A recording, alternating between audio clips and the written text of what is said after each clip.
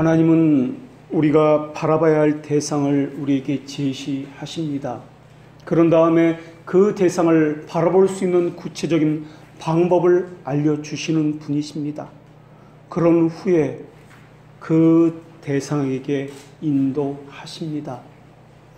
우리가 바라봐야 할 유일한 대상은 바로 예수 그리스도입니다. 그런데 사탄은 우리의 눈을 예수님에게 떼어서 사람을 바라보게 하고 자기를 바라보게 하고 썩어질 외형들을 바라보게 만듭니다. 마음속으로 예수님의 죽으심, 고난, 공로, 그분의 영광, 그리고 그분이 자기 백성을 향한 그 기도, 이런 것들을 바라보십시오. 아침에 일어나서도 예수님을 바라보고 밤에 누워서도 예수님을 바라보십시오. 여러분과 예수님 사이에 사람의 소망이냐 두려움이 끼어들지 못하게 하십시오. 성령님은 말씀하실 것입니다. 우리는 아무것도 아니요 그리스도께서 모든 것이라고 우리에게 말씀하실 것입니다. 성령님은 또한 말씀하실 것입니다. 우리가 예수님을 붙잡기 때문이 아니요 그분이 우리를 붙잡고 있기 때문이라고 말씀하실 것입니다. 성령님은 믿음이 구원의 도구가 되는 것은 사실이지만은 그 믿음이 여러분을 구원하는 것이 아니라는 것도 말씀해 주실 것입니다. 여러분을 구원하는 유일한 것은 예수 그리스도의 보혈과 그분의 공로 외에는 없다는 것도 성령님께서 말씀해 주실 것입니다. 그런데 사탄은 그리스도를 쥐고 있는 여러분의 손을 자꾸만 쳐다보라고 그렇게 요구할 것입니다. 겉으로 보이는 외형을 보지 마십시오. 그 안에 담겨있는 예수님을 바라보십시오. 여러분이 가진 소망을 바라보지 말고 예수 그리스도를 바라보십시오. 여러분의 감정이나 판단을 따르지 마십시오. 사람과 물질을 따라서 움직이지 마시고 예수님을 따라가십시오. 우리의 소망은 오직 예수님의 보혈과 그분이 행하신 의 그 위에만 세워져야 할 것입니다. 하나님은 마가를 통해서 예수님의 사역의 시작을 이렇게 말씀해 주셨습니다. 하나님의 아들 예수 그리스도 복음의 시작이라. 선지자들은 이 복음을 끝날 여호와의 은혜의 해, 하나님의 나라, 새 하늘과 새 땅이라고 우리에게 표현해 주었습니다. 그렇다면 신약 성경에서 복음의 시작을 언제부터라고 말씀하고 있을까요? 복음의 시작은 그리스도의 탄생부터가 아니라 세례 요한의 사역으로부터라고 말씀해 주고 있습니다. 사도행전에서는 복음의 시작을 이렇게 말씀합니다. 곧 요한이 그 세례를 반포한 후에 갈릴리에서 시작하여 온 유대에 두루 전파된 그것을 너희도 알거니와. 세례를 반포한 후에 예수님께서 갈릴리의 사역이 시작되었다라고 말씀하고 있습니다. 하나님은 마가를 통해서도 하나님의 아들 예수 그리스도의 복음의 시작이라 그러면서 선지자 이사야의 글에 보라 내 사자를 내 앞에 보내노니 그가 내 길을 준비하리라고 말씀해 주셨습니다. 세례 요한이 복음의 시작이다라는 것입니다. 그러나 우리의 생각과는 다르게 성경 어디에도 세례 요한이 기적을 행했다는 구절은 단 한 구절도 나오지 않습니다. 병을 고쳤다는 말도 없고 방언을 했다는 말도 없습니다. 세례 요한이 수많은 프로그램을 만들어서 사역을 했다거나 물질의 풍부함을 의지해서 복음을 전했다는 말도 없습니다. 그런데도 불구하고 여자가 낳은 자 중에 이보다 더 큰 이가 없다라고 우리 주님께서 직접 말씀해 주셨습니다. 세례 요한이 한 것이 무엇이기에 세례 요한보다 더 나은 자가 없다고 우리 주님께서 직접 말씀하셨느냐 하는 것입니다. 세례 요한이 한 일은 죄인들에게 죄를 깨닫게 한 것입니다. 마음을 일깨워서 예수 그리스도에게 인도했다는 점입니다. 이 점에 대해서는 예레미야 선지자도 마찬가지였습니다. 세례 요한의 설교의 가장 핵심이 바로 회개였습니다. 세례 요한은 사람들에게 도끼에 놓인 나무 뿌리라고 책망을 했습니다. 사람들을 향해서 불 속에 있는 쭉정이들이라고 그렇게 직설적으로 이야기했습니다. 지푸라기가 불 속에 있으면 그 지푸라기는 반드시 타게 되어 있습니다. 세례 요한은 회개하지 않는 자들에게 심령에 통함이 없는 자들이라고 그렇게 너희들은 지옥의 땔감이라고 그렇게 외쳤습니다. 세례 요한은 완고한 사람들에게 심령이 굳은 사람들에게 자기 생각으로 가득 찬 사람들에게 그들의 마음을 깨트려서 예수 그리스도께 인도하는 길을 닦고 예비했던 그러한 선지자였습니다. 그러나 세례 요한은 사람들에게 화려한 기도나 고백, 땀을 흘리는 섬김이나 봉사를 요구하지 않았습니다. 그저 회개하라, 회개를 촉구했을 뿐입니다. 회개의 삶이야말로 신자의 삶이기 때문에 그러했습니다. 회개의 삶은 두 가지입니다. 하나는 죄를 죽이기 위한 삶이요, 또 하나는 영을 살리기 위한 삶입니다. 그래서 말씀을 가까이 하고 기도로 은혜의 수단들을 활용하는 삶을 사는 것이 신자의 삶입니다. 회개의 삶이라는 말은 신자의 삶이라는 말과 동일한 말입니다. 다른 말로는 세례의 삶이라고도 이야기합니다. 그래서 세례 요한의 선포는 회개를 촉구했지만은 세례와 함께 회개를 촉구하는 그러한 말씀 선포를 하게 되었던 것입니다. 그런데 회개하라, 천국이 가까웠느니라, 이 선포는 세례 요한의 선포만이 아닙니다. 예수님께서 복음을 처음 증거하실 때 하셨던 말씀이 바로 이 말씀입니다. 또 예수님은 제자들을 파송할 때도 동일한 말씀을 하라고 명령하셨습니다. 이렇게 주님과 복음을 위해서 사역을 하도록 우리에게 요구하셨던 것입니다. 복음을 선포하며 신자의 삶을 살 때 모욕과 손실과 핍박을 받는 경우도 있습니다. 그때 우리가 생각해야 할 것은 그리스도의 고난입니다. 동시에 생각할 것은 하나님의 심판입니다. 주님은 의로운 재판장이십니다.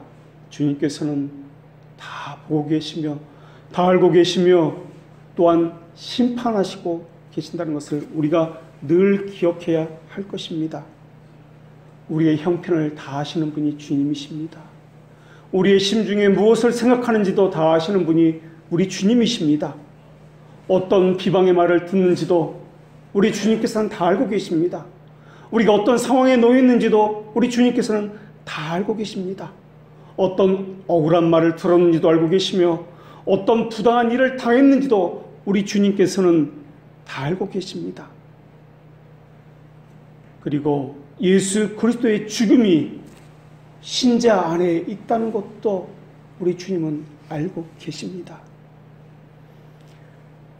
우리 주님께서 아시기 때문에 온갖 악한 말과 욕과 비방은 의로우신 재판장에게 맡겨야 합니다. 그리고 우리는 하나님의 뜻을 쫓아 의를 끝까지 행하기 위해서 애를 써야 합니다. 주님께서는 육체를 입고 이 땅에 오셨으며 이 땅에서 사실 때 욕을 받으시되 대신 욕하지 않으셨습니다. 고난을 받으셨지만 위협하지 않으셨습니다. 오직 공의로 심판하는 분에게 모든 것을 부탁하셨을 뿐입니다. 오직 주님은 나무에 달려 그 몸으로 우리 죄를 담당하셨습니다. 바로 그 일이 우리 주님께서 하셔야 했던 일이기 때문에 그렇습니다. 교회를 위해서 나의 남은 고난을 채우라는 그 말씀 역시 예수님의 고난이 부족했기 때문이라는 말이 아니라 우리에게 그러한 일을 감당하도록 요구하신다는 말씀입니다. 우리가 속상한 일을 당할 때, 마음이 무너지는 일을 당할 때 해명을 해야 할 필요도 있지만은 일일이 찾아다니면서 해명할 필요는 없습니다.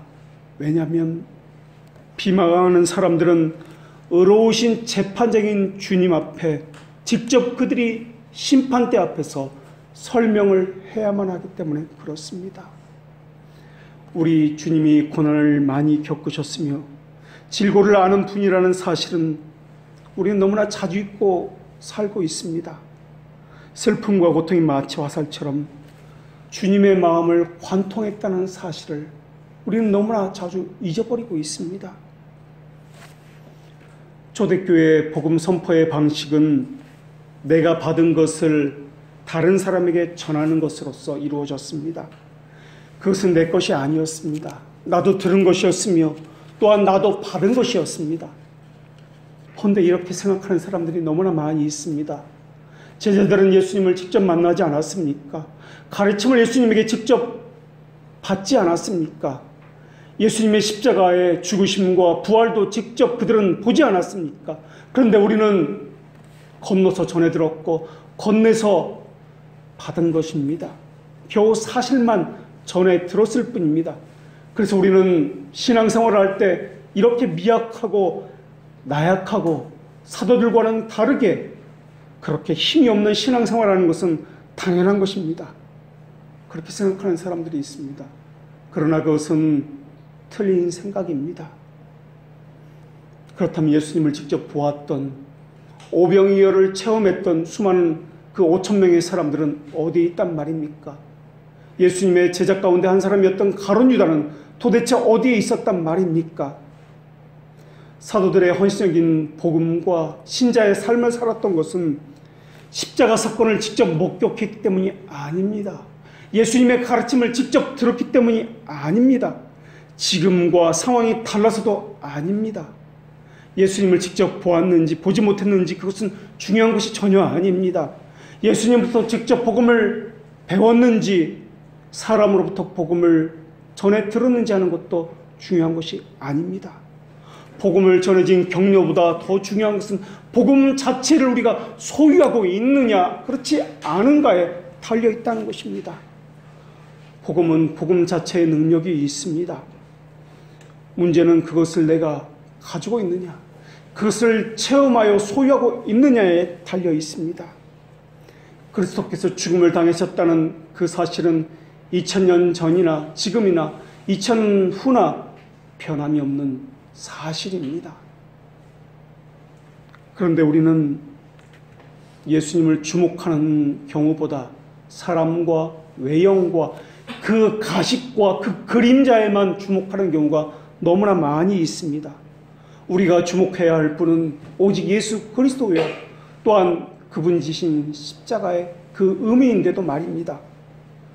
복음 선포가 사라진 것은 예수님의 십자가 사건이 2000년 전에 이루어진 사건이기 때문이 아닙니다. 그 복음을 소유하지 못했기 때문에 그러합니다. 다시 말하면 주님을 만났다고 생각하는 그 생각만 있을 뿐 정작 주님을 만나지 못했기 때문에 그러한 일들이 일어나고 있다는 것입니다. 사실 기독교는 부활의 종교이기도 하지만 죽음의 가치도 중요시 여기는 종교입니다. 왜냐하면 죽음을 통해서만 부활과 생명의 살아남이 있기 때문에 그러합니다. 그래서 신자에게는 죄를 죽이는 것과 영을 살리는 것이 함께 일어나야 합니다. 그것이 오늘 본문에서 말씀하고 있는 세례라는 의미입니다. 그러면서 하나님은 오늘 본문을 통해서 너희들은 알지 못하느냐라고 질문하고 계십니다. 그리스도인이라면은 세례가 어떤 의미인지를 분명히 알고 있어야 한다는 그러한 말씀이기도 합니다. 성경에서 안다는 말은 그저 지식적으로 안다는 말이 아닙니다. 살아서 체험하여 아는 지식을 안다라고 성경에서 말하고 있습니다. 성경의 의미를 반드시 알아야 합니다. 세례의 의미를 반드시 알아야 합니다. 알아도 좋고 몰라도 좋은 것이 아닙니다. 세례는 예수 그리스도와 연합되었다는 뜻입니다. 다시 말하면 안다는 것은 지식에 관한 것이 아니라 세례의 의미가 우리의 몸에 체험되었고 우리 몸에 새겨져서 아는 것을 의미합니다. 예수의 흔적이다 라고 이야기합니다. 그 흔적처럼 지워지지 않는 깊은 흉터와 낙인과 같은 것이 우리 안에 새겨져 있는 것을 이야기합니다. 오늘 본문을 보면은 우리가 물세례라는 의식을 통해서 예수님의 죽음에 합했다라고 말씀하고 있지 않다는 것을 볼 수 있습니다.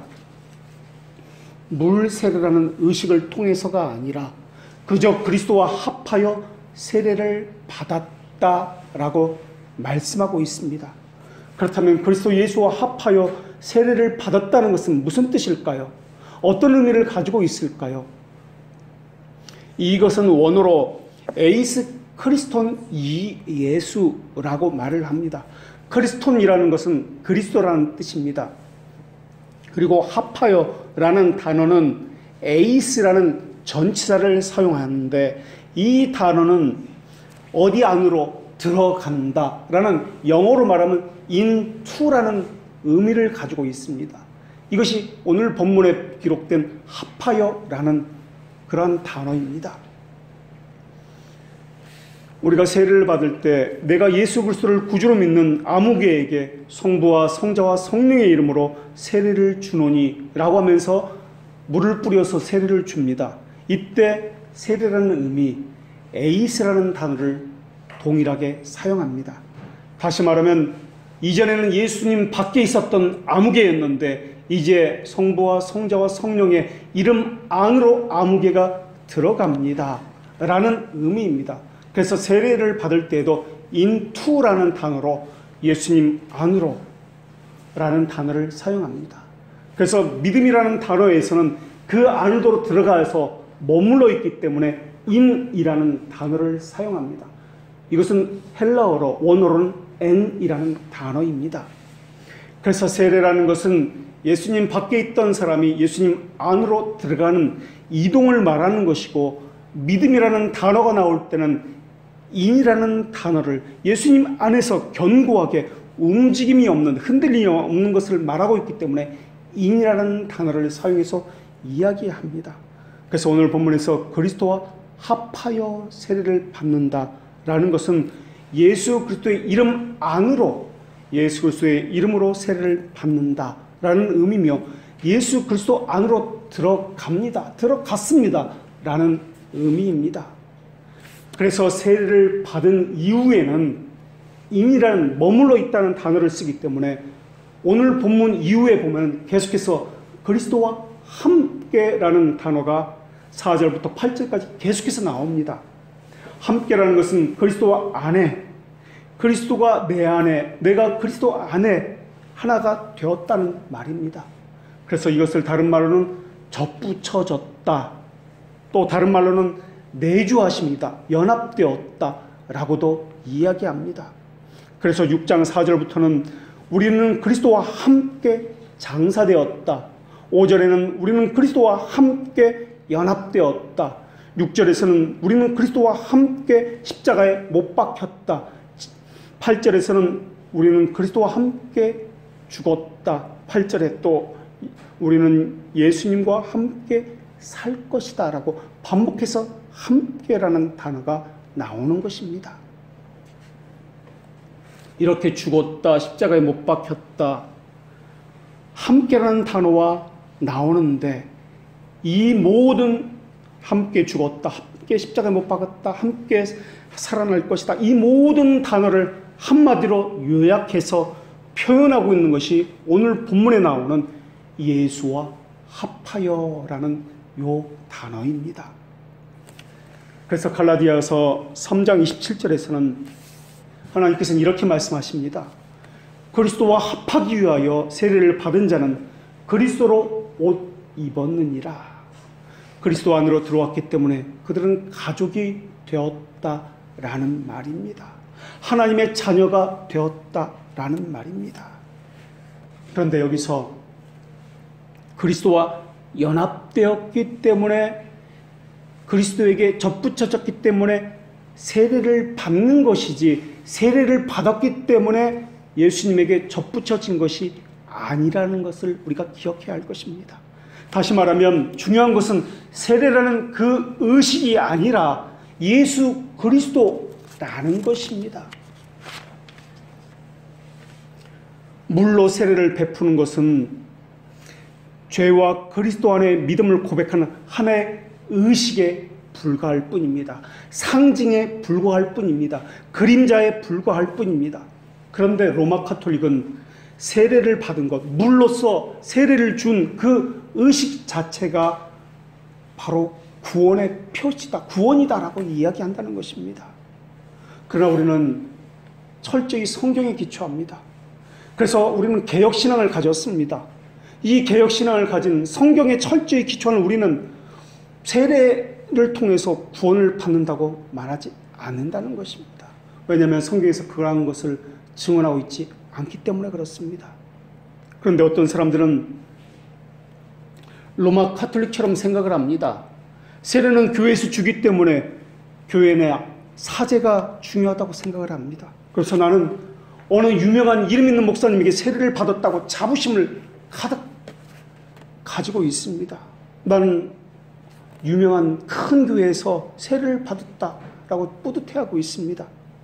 그런데 성경 어디에서도 교회 이름으로 세례를 주라는 말은 그 어디에도 없다라는 것입니다. 그런데도 그들은 자랑하고 있습니다. 결혼식 주례도 아주 유명한 목사님이 우리를 주례했어 라고 자랑을 합니다. 이러한 것은 예수 그리스도를 부인하는 것입니다. 그런데 여기에 하나의 의문이 있습니다. 이미 예수님은 할례를 받았습니다. 그리고 죄 사함을 위한 세례를 받을 이유가 없습니다. 왜냐하면 예수님은 죄가 없으신 분이기 때문에 그렇습니다. 그런데도 불구하고 세례를 받습니다. 죄가 없으신 분인데, 회개의 삶을 살지 않아도 되는데, 그러니 당연히 세례를 받지 않아도 됩니다.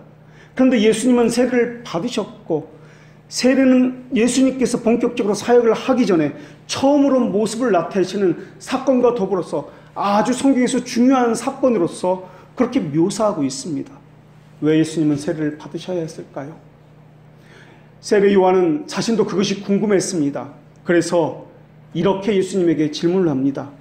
요한이 말려 이르되 내가 당신에게서 세례를 받아야 할 터인데 당신이 내게로 오면 어찌 믿니까? 세례는 그림자와 상징에 불과하지만 죄가 없으신 그리스도께서 세례를 받으신 이유가 있습니다. 첫째 이유는 세례라는 상징을 통해서 그리스도가 그리스도인들의 모임 속으로 친히 들어가기 위해서였습니다. 예수님이 우리와 함께하기 위해서 육신을 입고 이 땅에 오신 것처럼 말입니다. 우리가 하나님께 나아간 것이 아니라 하나님이 육신을 입고 우리에게 오신 것입니다. 우리가 예수님을 붙잡은 것이 아니라 예수님이 우리를 붙잡은 것입니다. 두 번째 이유는 그리스도께서 친히 세례 요한의 설교와 세례를 입증하는 증인이 되셨고, 또한 세례 요한에게서 그리스도에 대한 증인을 받기 위해서였습니다. 예수님은 증인과 증언이 필요가 없으신 분이십니다. 예수님은 진리이신 분이십니다. 그런데도 불구하고 예수님은 사람의 방식을 따라서 증언을 받으셨고 세례를 받으셨습니다. 사람의 법도조차 무시하지 않는 분이 예수님이기 때문에 그렇습니다. 세 번째로 그리스도가 친히 세례를 받음으로써 교회가 행하는 세례를 거룩하게 하셨다는 것입니다. 세례가 거룩하기 때문이 아니라 말씀으로 오신 예수님께서 거룩하시기 때문에 그러합니다. 네 번째로 다른 사람들도 이후에 동참하게 될 세례의 본을 예수님께서 친히 본을 보여주시기 위해서 세례를 받으신 것입니다. 다섯 번째는 그리스도가 하나님의 아들이라는 증언을 하늘에서 직접 받기 위해서였습니다. 여섯 번째는 예수님은 도덕적인 의뿐만 아니라 상징적이고 의식적이고 예표적인 의까지도 모두 성취하기 위해서 세례를 받으셨던 것입니다.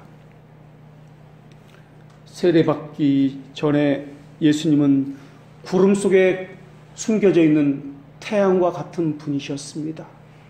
세례받기 전에 예수님은 조개 껍질 속에 숨겨져 있는 진주와 같은 분이셨고 밭 속에 숨겨져 있는 보화와 같은 분이셨습니다. 세례받기 전에 예수님은 사람들에게 예수님이 어떤 분이신지에 대해서 전혀 나타내 보이지 않으셨습니다.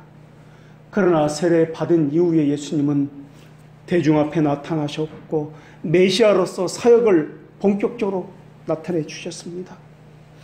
그분의 영광을 나타내기 위해서 하늘이 열렸고 하늘에서 성령님이 내려오셔서 예수님과 함께 하셨습니다. 하늘은 말씀하셨고 세상을 향해서 예수님의 신성을 선포해 주셨습니다. 예수님에게 메시아의 징표를 요구한다면 예수님께서 세례를 받으시는 그 장면에 들어가 보면 수많은 징표가 있다는 것을 알 수 있습니다. 수많은 징표들은 태양이 햇빛을 드러내는 것처럼 의의 태양이 떠오르고 있다는 것을 수없이 나타내게 될 것입니다. 세례를 통해서 예수님의 영광이 나타났습니다. 세례를 받으신 이후 자기 죽음을 통해서 하나님의 백성을 살리기 위한 사역들이 나타나기 시작합니다. 그래서 세례를 정의 내려보면은 세례는 우리가 교회 교제로 들어갔다는 입회의 표징이요 그리스도에게 접붙임이 되었기 때문에 하나님의 자녀로 여겨지게 되었다는 또한 표징이 됩니다. 그래서 선택된 자들은 지상에 있는 가시적이고 조직적인 하나님의 자녀의 모임인 교회에 가입하게 됩니다. 지역교회의 일원이 되었다는 것은 하나님의 자녀로서 신앙의 훈련을 받아서 지상에서 하나님의 자녀로서 삶을 살겠다는 것을 고백하는 것이 됩니다. 그래서 하나님의 자녀는 교회를 통해서 자기가 거듭난 중생의 경험에 있는지 확인받게 됩니다. 그리고 중생된 자로서 어떠한 삶을 살아야 되는지를 배우게 됩니다. 그런데 지상의 삶이라는 것은 그렇게 생각만큼 쉽지가 않습니다. 거듭되는 미혹이 있고 어려움으로 인해서 로뎀나무 아래 힘없이 주저앉는 것과 같이 지치고 절망할 때가 너무나 많이 있습니다. 그래서 하나님께서 우리에게 위로하기 위해서 주신 것이 바로 성례라는 것입니다. 성례는 두 가지 것 외에는 없습니다. 성찬과 세례입니다. 우리의 연약한 믿음을 격려하기 위해서 그분의 자녀됨을 기억나게 하기 위해서 주신 것이 바로 이 성례입니다. 그 성례를 통해서 하나님의 은혜가 너무나 크구나 감격하게 되고 다시 힘을 얻고 다시 일어서게 되는 것입니다. 구약에 있었던 성례의 예를 들어보겠습니다. 노아의 무지개가 바로 성례입니다. 에덴 동산에 있었던 생명나무가 바로 하나님께서 우리에게 주신 성례입니다. 아브라함에게 있었던 불 속에 있었던 타는 횃불도 성례이고 사사기에 나오는 양털 위에 있는 이스라엘 그 표적도 성례이고 오늘 예배 전에 성경을 읽었던 마노아에 있었던 그 땅에서 나는 그 불도 성례입니다. 그 모든 상징들, 표적들이 성례입니다. 그런데 그 성례는 우리의 연약한 믿음을 돕기 위해서 주신 하나님의 가시적인 그런 표징들입니다. 그러한 것들, 우리의 믿음을 돕기 위해서 하는 것이 성례가 하는 것인데 좀 더 구체적으로 정확히 말씀드리면 그 안에 담긴 약속이 하는 일이 우리의 믿음을 굳건하게 세우는 일들을 합니다. 다시 말하면 무지개라는 그 성례를 노아에게 주셨습니다. 노아의 믿음을 굳건하게 하기 위해서 주신 것인데 그 성례의 표시, 무지개의 그 의미가 있습니다. 그 약속에 담긴 의미는 다시는 세상을 홍수로서 물로써 심판하지 않겠다는 하나님의 자비의 약속이 그 무지개라는 표시 안에 들어 있었다라는 것입니다. 그래서 성례라는 것은 상징이라는 것을 그 이면에 있는 약속이 들어있는데 그 약속이 바르게 해석되어야 한다는 것입니다. 그런데 그 약속을 해석되어지 아니하고 무지개라는 그 표징, 그 생명나무라는 표징, 그 이적이라는 표징만 붙잡고 가시적인 것에만 머물면 이것을 우상 숭배다라고 이야기합니다. 그래서 가시적인 상징인 이 성례가 우리의 연약함을 돕는데 이 가시적인 것들만 추구하게 된다면, 해석이 빠지게 된다면 우리는 미신에 빠질 수밖에 없게 된다는 것입니다. 그래서 성례가 바르게 집행되지 않는 교회를 거짓 교회다라고 이야기합니다. 성례는 반드시 바르게 해석된 말씀과 함께 가게 되어 있습니다. 성경에서 예수님께서 직접 제정하신 성례가 신약 성경에 나옵니다. 그것은 두 가지인데 바로 세례와 성찬입니다. 그래서 세례든 성찬식이든 거기에는 반드시 약속이 담겨 있습니다. 그것을 기억해야 합니다. 그 약속을 바르게 해석하지 않고 있다면 세례의 식이라든지 성찬식이라든지 하는 것들은 다 외형적인, 가식적인, 미신적인 행위에 불과할 뿐입니다.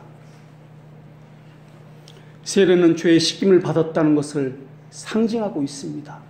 그리고 성찬은 우리가 구속받았다는 것을 증명하고 있습니다. 씻김을 의미하는 것이 세례입니다. 여기에는 두 가지 약속을 담고 있습니다. 첫째는 죄들의 용서에 대한 약속입니다. 하나님께서 우리의 죄들을 용서하시겠다는 약속입니다. 그리고 두 번째는 앞으로 거룩한 삶을 살아야 된다는 하나님의 명령의 약속이 그 안에 들어 있습니다. 그래서 세례를 받을 때는 반드시 공적인 예배에서 서약을 하게 되어 있습니다. 공적으로 서약을 하게 되는 이유는 거룩하게 살겠다라는 서약을 하기 때문에 그렇습니다. 소원을 하는 것입니다. 하나님과 교회 앞에서 맹세를 하기 때문에 공적인 예배에서 세례식과 성찬식이 벌어지는 것입니다. 그런데 문제는 사람들이 그 상징, 그 이면에 담긴 약속, 이것을 바라보지 않는다는 것입니다. 그저 가시교 외형적인 세례식, 성찬식, 이 식에 관심을 갖는다는 것입니다. 은사를 주신 이후에는 관심이 없고 은사 자체, 이 가시적인 것에만 관심을 갖는다는 것입니다.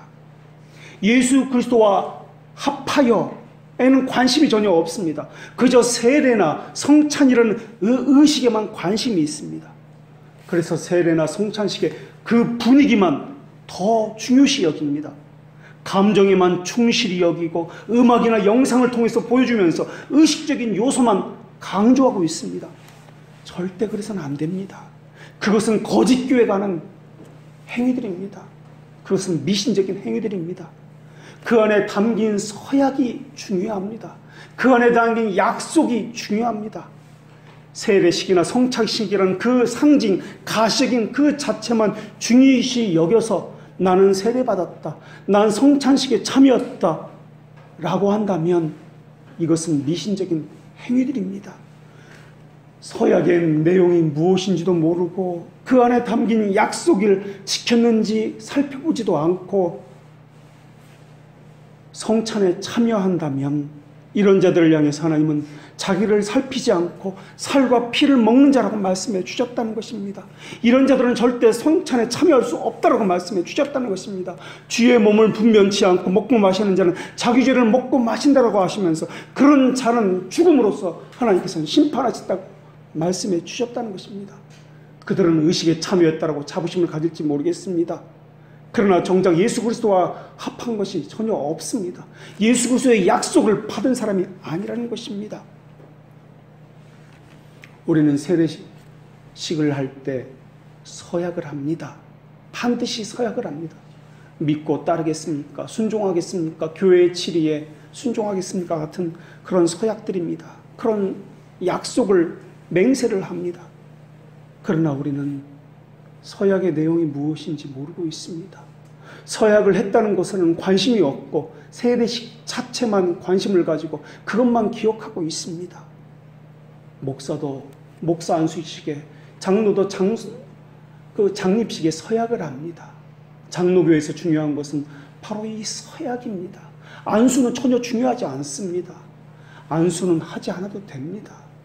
이 서약, 목사로서의 서약은 헌법에 기록한, 우리 장로교 헌법에 기록한 우리의 신앙의 고백을 이루고 있는 웨스트민스터 신앙 고백서를 교인들에게 바르게 가르치고 그들로 하여금 그것에 따라서 교회를 이루고 교회를 세우겠다는 그 가르침의 그 고백, 그리고 그것에 따라 신앙을 하겠다는 그 고백입니다.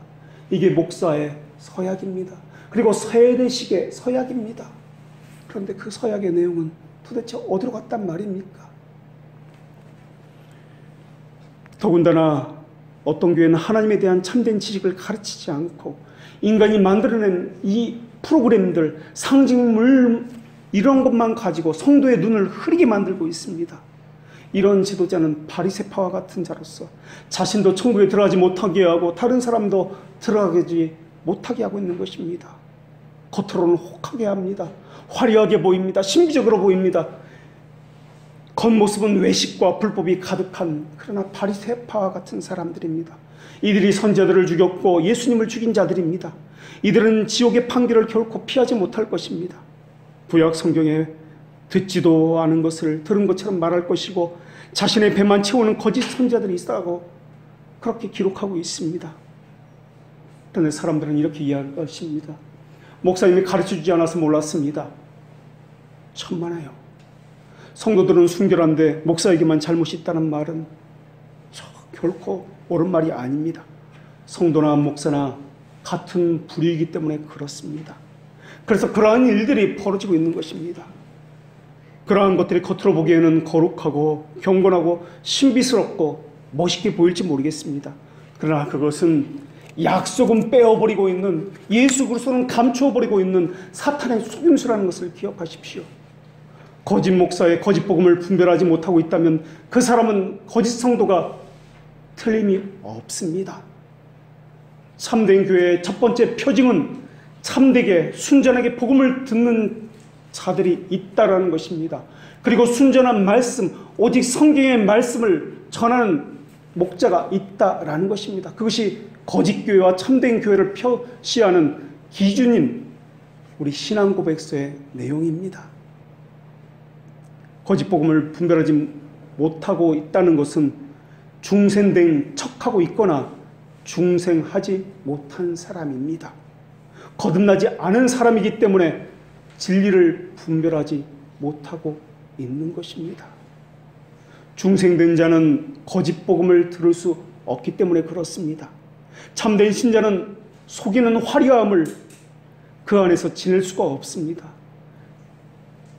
진리를 전하는 참된 목자를 찾아갈 수밖에 없습니다. 그러나 미신에 접한 자는 어떤 하나님께 경배드리는지는 전혀 관심이 없습니다. 그저 어떤 식으로 내가 예배를 참여했는지 빠지지 않고 참석했다는 것, 나를 주목합니다. 내가 한 것에만 관심을 갖습니다. 예수님에게는 관심이 없습니다. 그들은 자신이 만들어낸 신념이든지 세속 문화가 만들어낸 허구와 허상, 이런 것은 전혀 상관이 없고 내가 무엇을 드렸느냐, 내 손을 주목하고 이것에만 관심이 있습니다. 그들은 말합니다. 내가 하나님께 천천의 수양과 만만의 기름을 드렸나이다. 그러나 하나님은 내가 너희들을 도무히 모른다라고 말씀해 주셨습니다. 그들은 하나님의 심판에 대한 그 약속을 두려워하지 않기 때문에 아무렇게나 그저 외형적인 외식적인 삶을 살 뿐입니다. 가식인 것들, 그림자만 붙들고 있습니다. 그들은 하나님을 향한 경외심을 가지지 않았기 때문에 죄에 대한 말씀 선포와 회개를 촉구하는 복음 선포에 대해서는 매우 불편해하고 부담스러워합니다. 더더욱 자기 죽음은 없습니다. 신자의 삶은 자기 부인하는 것을 그들은 모릅니다. 자기 십자가를 지고 주님을 쫓아야 된다는 것도 그들은 모릅니다. 그들은 성경 공부를 싫어합니다. 의도적으로 회피합니다. 교리교육은 어떤 핑계를 대서라도 피하려고 합니다. 왜냐하면 말씀을 통해서 자신의 본 모습이, 자신의 정체가 드러나는 것을 싫어하기 때문에 그렇습니다.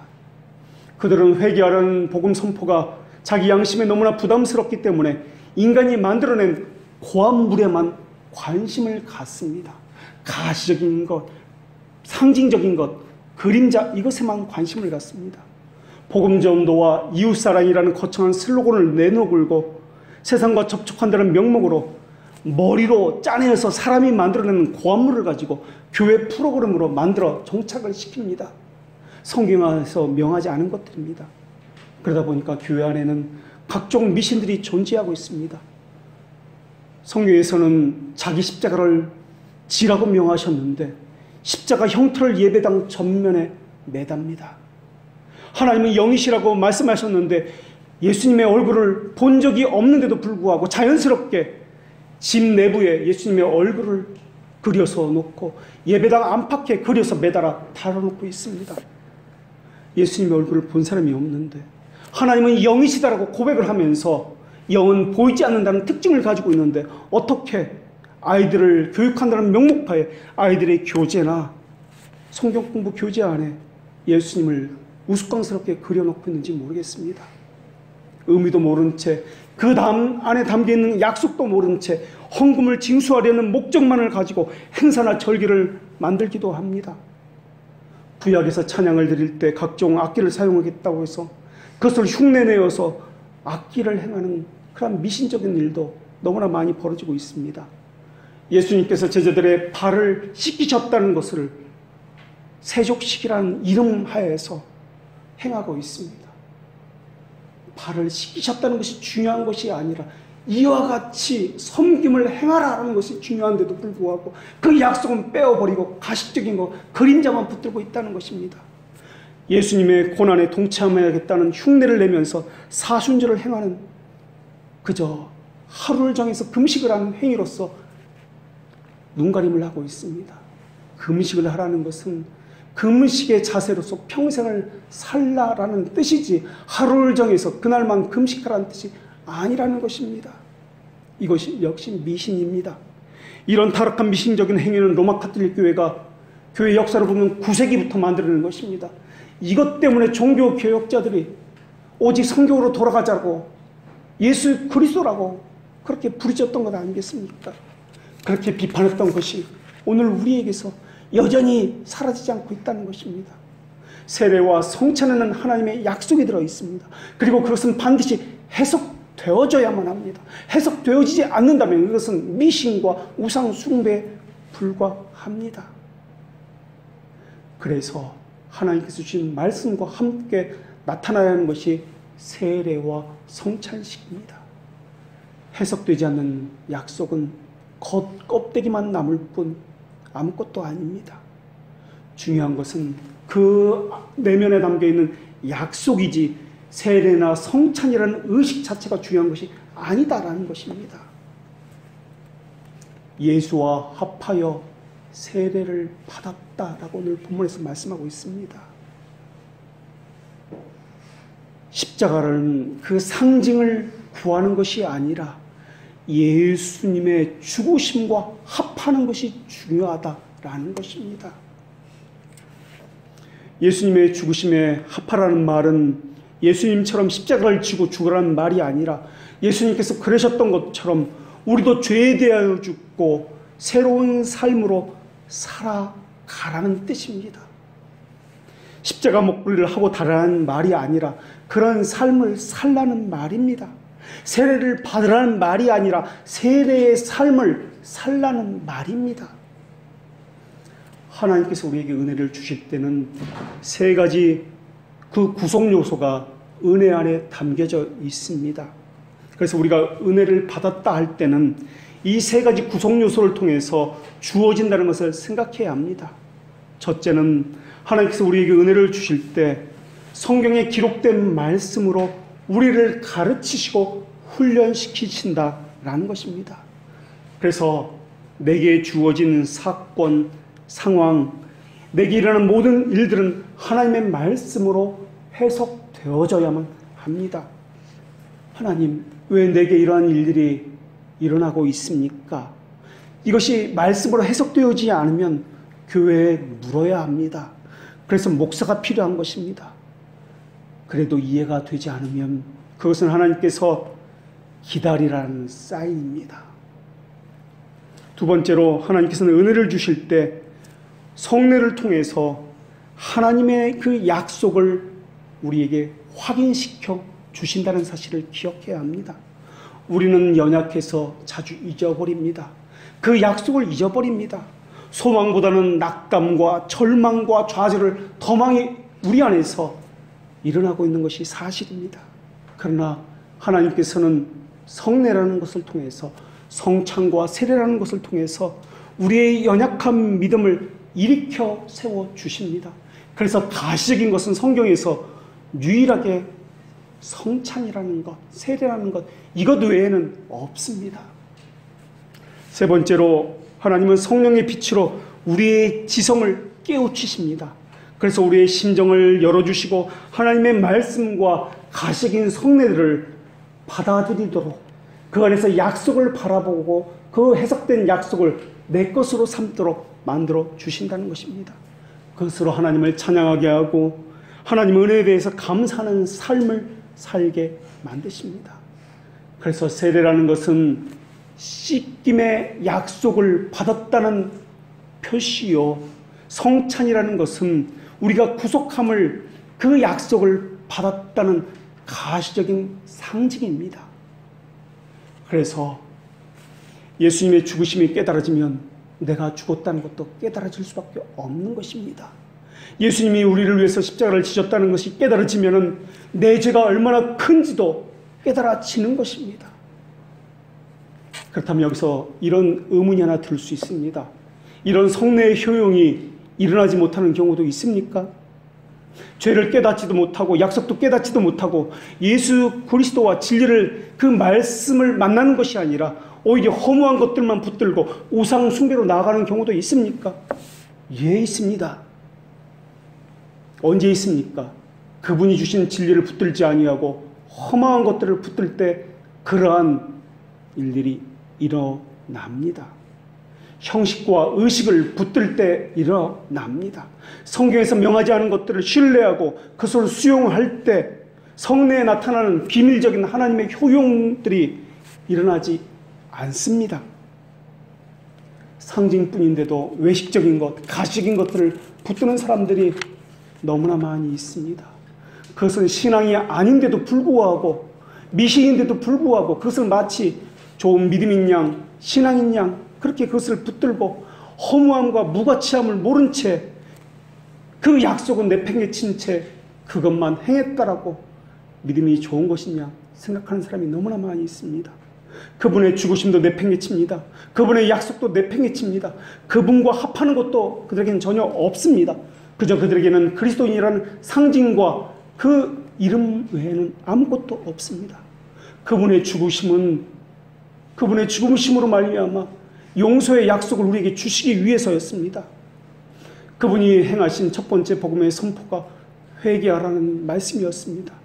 회개하라는 말씀은 신자의 삶을 살아라는 말씀입니다. 신자의 삶을 살아라는 말씀은, 회개하라는 말씀은 신자로서 마땅한 삶, 죄를 죽이는 삶을 살라라는 말씀입니다. 죄를 씻긴다는 표시가 세례입니다. 죄를 씻긴다는 것은 죄들의 용서를 약속했다는 의미입니다. 죄들의 용서를 다른 말로 칭의라고 이야기합니다. 칭의를 받은 사람은 죄를 죽이는 자기 부인의 삶을 살 수밖에 없습니다.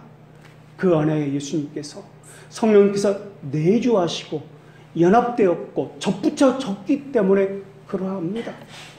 그래서 그들에게 계명은 무거운 것이 아니며 오히려 기쁜 것이며, 또한 그들은 율법에 매이지 아니하고 진리가 그들을 자유하게 한다는 것이 이루어집니다. 그래서 하나님은 성령께서 중생의 씻음으로 말미암아 구원을 받게 하신다고 말씀해 주셨습니다. 중생의 씻음이라는 이 말은 세례의 다른 표현입니다. 이 말씀은 세례의식이 구원을 가져다 준다는 말씀이 아니라 세례가 그리스도에 의해서 얻어진 구원임을 우리에게 깨닫게 해준다는 말입니다. 구원을 받았다는 말은 죄들의 용서의 약속을 받았다는 말입니다. 예수님의 의로운 행위가 우리의 것이 되었다는 말입니다. 그래서 그것을 상징적으로 표현하는 것이 세례라는 것입니다. 하나님의 자녀라면 누구든지 세례를 받습니다. 세례를 받았다는 말은 죄를 지킴을 받았기 때문에 이제부터는 거룩한 삶을 살기를 하나님 앞에서 맹세했다, 서약했다라는 말입니다. 이제 우리의 주인은 우리가 아니라 하나님이란 말입니다. 그리스도의 죽으심으로 우리의 옛사람도 죽었다는 말입니다. 그리스도의 죽으심은 하나님의 심판에 대한 육체의 타락을 덮어주십니다. 그리고 예수님의 부활은 거룩한 삶을 살게 만들고 세례는 그 은혜를 확인시켜 주는 것입니다. 그래서 세례는 죄를 죽이는 것과 영을 살리는 죄 죽이와 영 살리기의 삶을 하게 만드는 것입니다. 오늘 우리가 십계명을 교독하였습니다. 이 십계명을 언약의 10가지의 말씀, 언약의 10가지의 그 약속이라고 이야기합니다. 하나님께서 우리에게 주신 약속이라고 이야기합니다. 그 십계명 가운데 헛된 맹세를 하지 말라라는 그러한 계명이 있습니다. 이 계명에 덧붙여진 말씀이 있는데 여호와는 그의 이름을 망령되이 일컫는 자를 죄 없다 하지 아니하리라 라고는 말씀입니다. 이것은 거짓 맹세하지 말라, 거짓 맹세로서 하나님의 이름을 모욕하지 말라라는 것입니다. 하나님을 두려워하지 않는 심정으로 함부로 말을 내뱉지 말라라는 것입니다. 하나님을 경외함으로 섬기고 하나님을 경외함으로 예배하라라는 것입니다.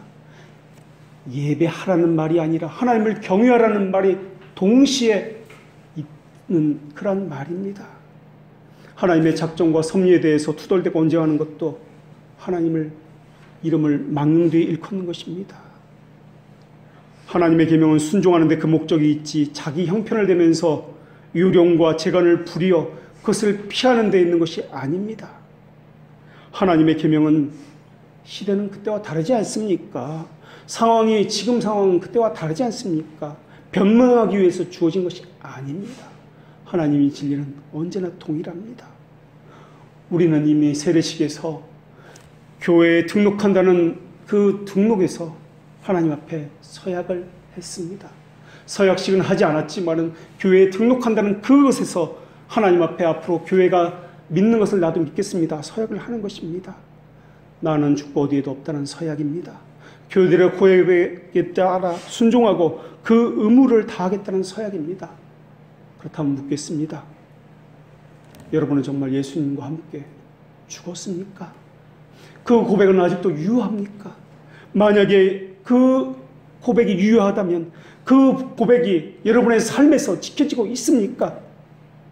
죄를 죽이는 삶과 영을 살리는 삶이 여러분에서 삶 가운데 나타나고 있습니까?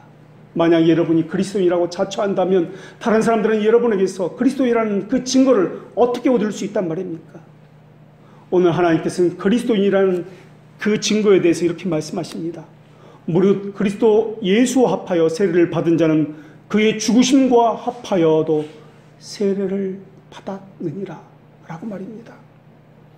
특별히 예수와 합하여가 아니라 그리스도 예수와 합하여라는 이 말씀에 주목해 보아야 할 것입니다.